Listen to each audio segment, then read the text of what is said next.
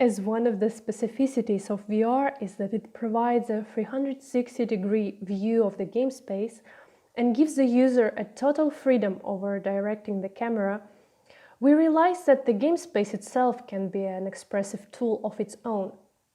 So we wanted to connect each of the spaces to a specific emotional state of the little magic girl and transmit those emotions to the user. We intended to create a strong contrast between the street scene that was representing the harsh reality and the house scene that was representing the comforting dream world of the little magic girl. We tried to do this distinction by portraying the house as a personalized sheltering place filled with details, and the street as an empty non-place that is merely used for passing it through and where no one would wish to stay for too long. We tried to achieve this effect by adding to the house some personal details such as books, board games, a piano, Christmas presents, and by making each room having a space for potentially connecting with other people.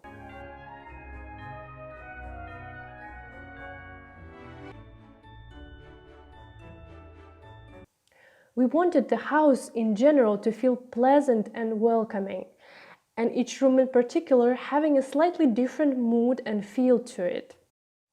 On the other hand, for giving the street the feel of a non-place, we intentionally made it look quite empty, with all the houses similar to one another, with little details. There are literally no spaces for sitting down, sheltering, gathering with others. It appears to be placed in the middle of nowhere, disconnected from the context. In order to enhance the feeling of loneliness on the street, we placed the windows of the building very far from the ground, so that for the user standing at the entrance, they seem unreachable. The fact that the user can see the light coming from the windows and hear the sounds of celebration coming from there is supposed to make them feel even more excluded. It's the last evening of the year. Everyone's probably at home celebrating.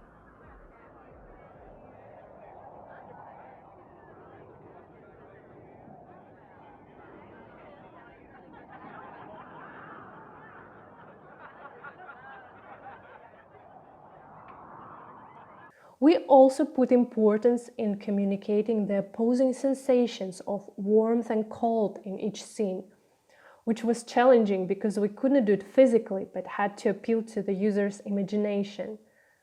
We did that largely through the inner monologue of the little magic girl and through the color of the light.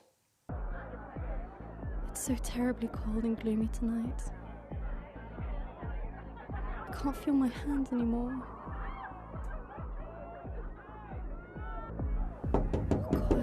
My hands are almost dead with cold. Maybe I could light at least one little match to warm up. It's so warm in here. But also for the cold, adding the falling snow in the air, snow textures on the ground, lifeless trees, wind sound, and for the warmth, the fire, candles, choice of the materials. As a result, the testing has shown that all the users understood that the street was representing reality and the house is in the little magic girl's imagination.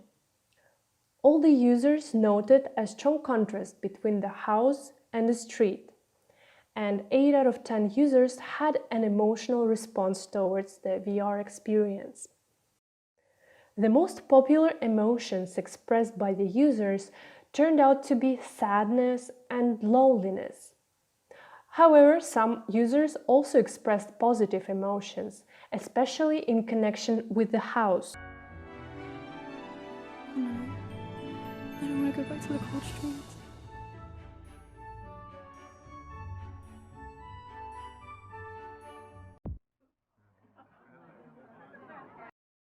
From the responses of the 2 users who didn't manifest emotions towards the game, we could conclude that one of them was too distracted by the VR technology itself in order to engage emotionally, and the other user felt that the technical imperfections of the prototype prevented her from having emotions.